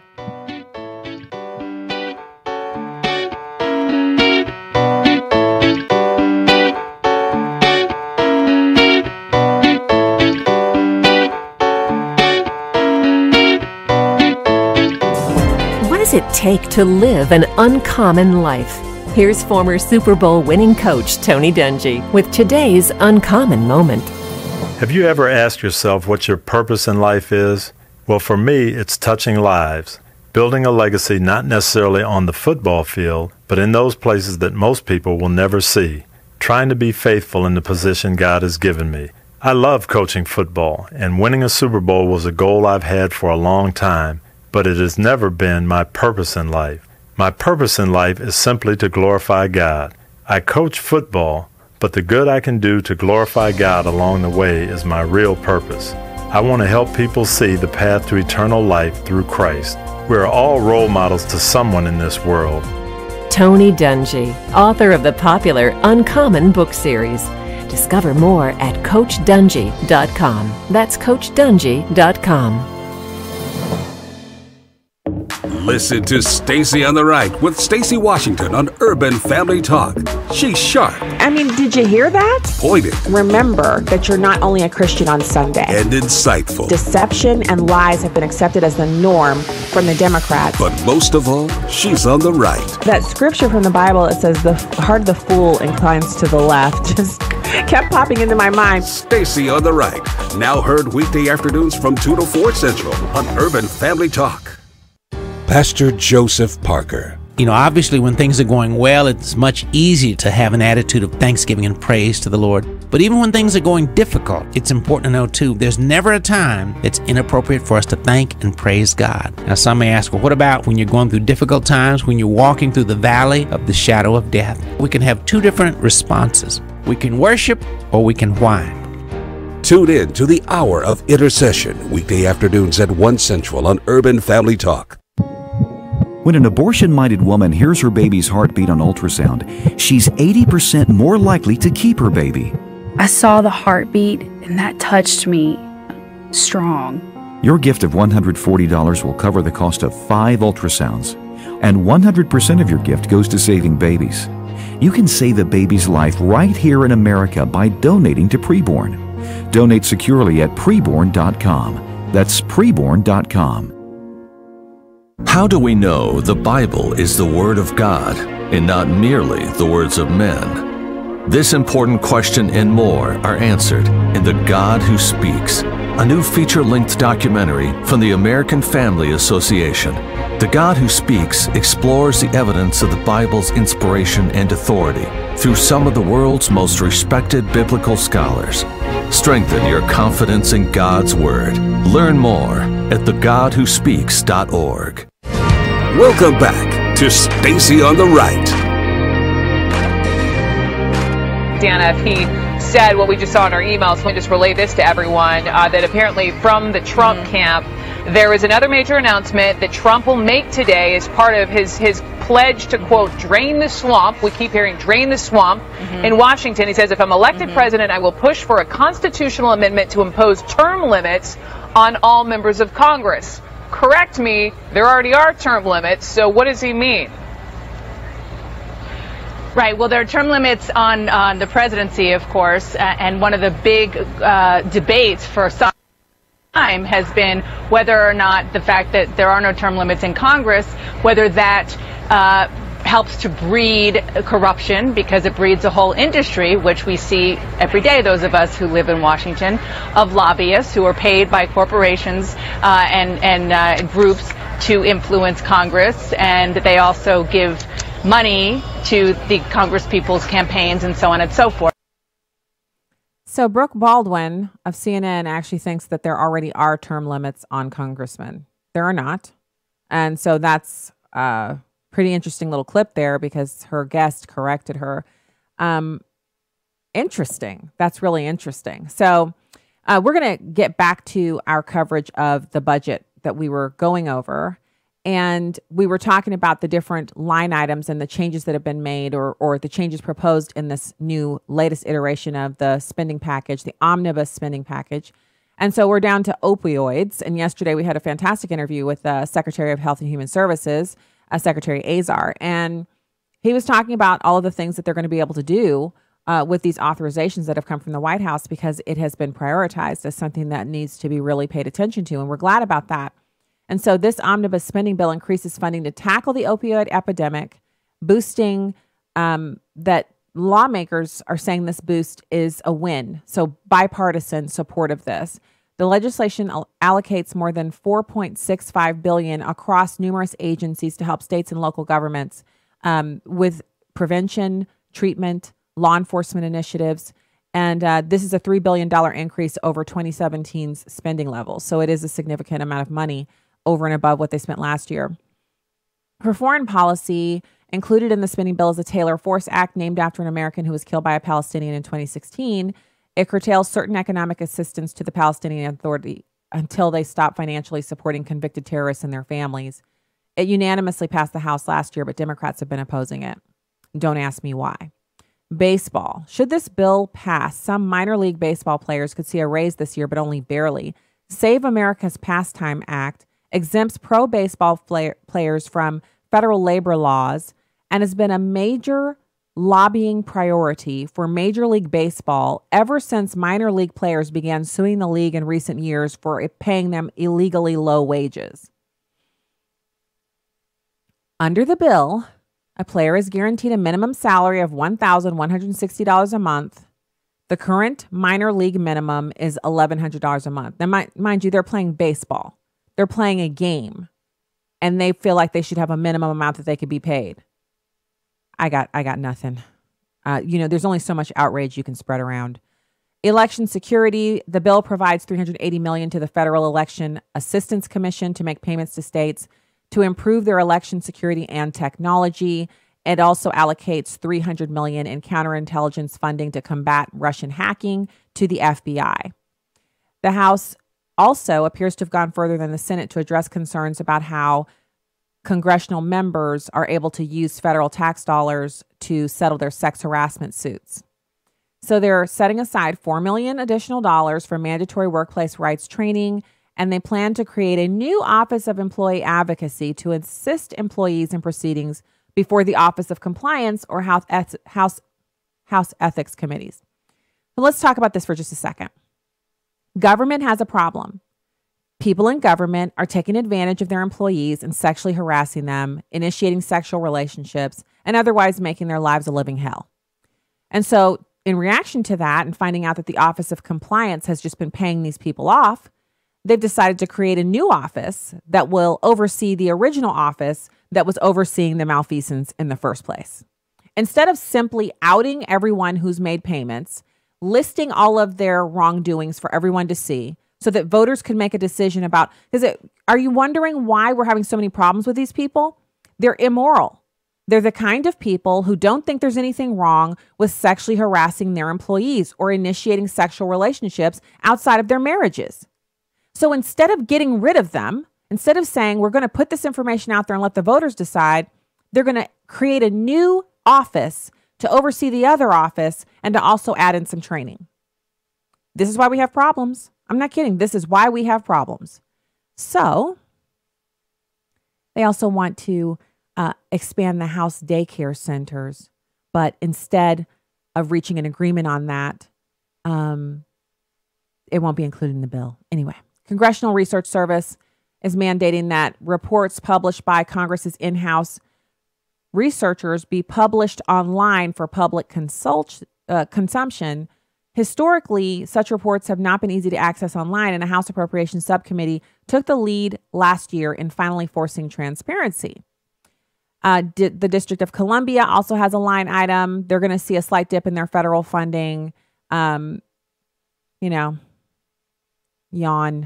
Religion and politics, the federal ban on tax-exempt churches engaging in political activity, known as the Johnson Amendment, will continue despite attempts by Trump and GOP lawmakers to rescind it. Again, pastors, you have to be standing on the word of God. You have to be absolutely firm in your belief that God is going to protect you when you speak the truth and you adhere to what God's word says about the way that your flock is supposed to behave. And when you do that, there isn't anything to fear from the government, because the social justice churches are certainly preaching from the pulpit that you should support abortion, you should support women's rights, equal pay, transgenderism. They're preaching whatever they want from the pulpit. So why not take that move? Speak about same-sex marriage, abortion, governmental theft through taxation. Speak about those things. Teach the people what God's word says about it. So they're passed an increase to payments for jury duty. The Secret Service is going to get a bump in their pay, and they're also requiring a new annual report for travel costs for people who are protected by the Secret Service, including the adult children of presidents, and just lots of other things. The arts, federal funding for the arts goes up despite the GOP's attempt to slash it. Public broadcasting, oh my, Big Bird, Antiques Roadshow, Masterpiece Theater can play on as lawmakers agreed not to cut funding for public television and radio. I mean, so as we go down this list, do you hear a theme? We campaigned on cutting public radio, cutting the arts, cutting a whole lot of spending. And what we're seeing is a whole lot of increases in spending. So there you go. I mean, I wish I had better news to report. I hate it when, after all that time we spent talking about the good things that were going to happen, and there have been some really amazing things that the president has overseen. Besides the tax bill, there have been some really amazing concessions that he's been able to get the Democrats to make, and things he's been able to do in spite of them, cutting the regulations, increasing the gun prosecutions, et cetera, et cetera. This is really sad. So I want to pivot over to abortion here. The abortion rate fell 25% between the years 2008 and 2014. And Mississippi just passed a new law that prohibits abortion after 15 weeks of pregnancy. Reuters is reporting that Republican Governor Phil Bryant signed a law that would go into effect immediately. Now, I know they've already filed a lawsuit, and some activist judge has said, you can't do that. You're going to keep having abortions. You're not going to be able to limit them, but it's going to be appealed. So there's going to have to be some further adjudication on the matter. Governor Phil Bryant said in a statement, "I'm committed to making Mississippi the safest place in America for an unborn child, and this bill will help us achieve that goal. The law provides or includes provisions for severe fetal abnormality or a medical emergency, meaning cases of rape or incest would not be eligible for abortion. And since there's only one abortion provider in Mississippi, Jackson's Women's Health Organization, they're the only ones who are going to be severely impacted by this. After an immediate request from the clinic and a physician who works there, the activist judge Carlton Reeves actually blocked the law from going into effect. I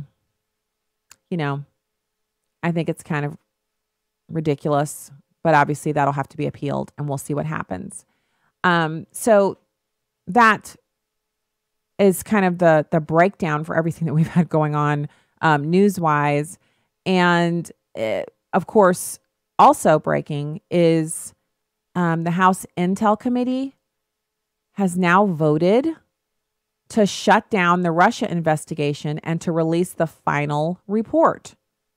So the House Permanent Select Committee on Intelligence voted along party lines on Thursday to formally end the panel's Russia investigation and release a report about the probe to the rest of Congress. It's a 150-page report that now has to go a classification review by the intelligence community to ensure that information that should be redacted is removed or, basically blacked out. And then after it goes to Congress, it'll be made public. And that's expected to happen in the next several weeks. They actually went through 73 witness interviews and reviewed more than 300,000 documents. Republicans found no evidence that President Donald Trump's campaign colluded with the Russian government during the 2016 presidential campaign. Democrats are angry about the decision to end the investigation, and they responded with a 21-page rebuttal and asked for 30 more witnesses to be interviewed. So that's where this thing is, right?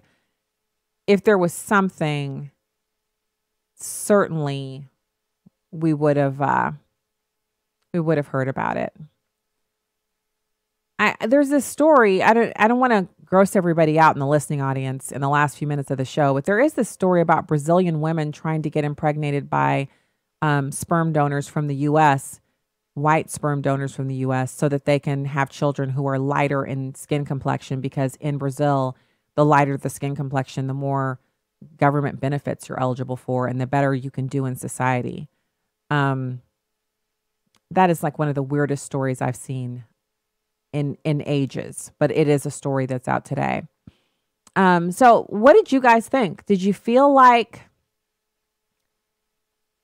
we're getting some good coverage on the end of this bombing story? Because we should all be rejoicing and thanking God, because I know there were plenty of people, including myself, who were praying for the bomber to be found and for them to latch onto him from that FedEx visit that he made. And by 9:30 p.m. that night to have him basically hemmed in. It's pretty amazing that they were able to move that quickly, and they were able to go from surveillance video to his cell phone to his credit cards to where he was staying, and then to dismantle the whole thing.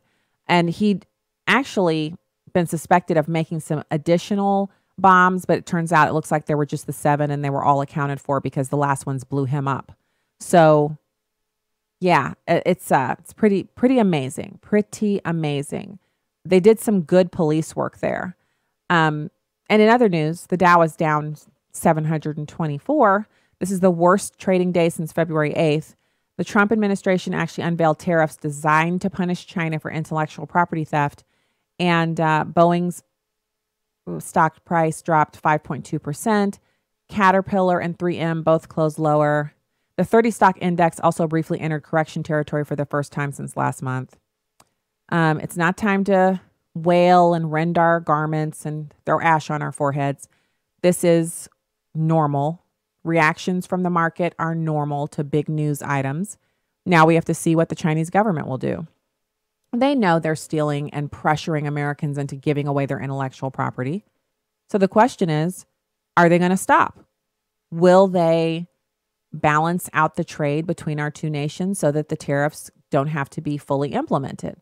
Or are they going to raise tariffs on their end? When people say, oh, there's going to be a trade war, we already have a trade war. We've been on the losing end of it.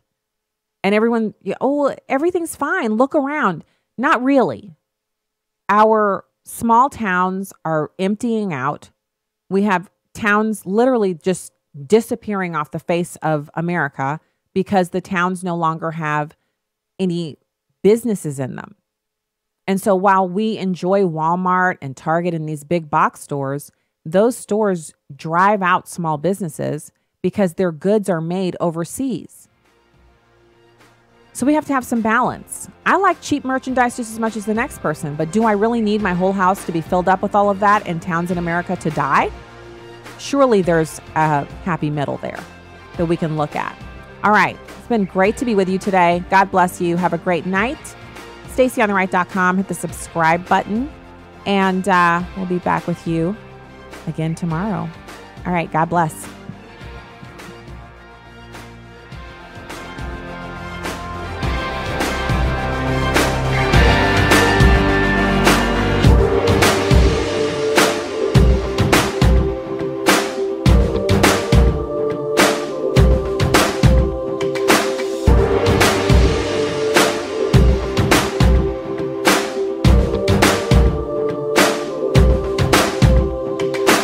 The views and opinions expressed in this broadcast do not necessarily reflect those of Urban Family Talk, Urban Family Communications, or American Family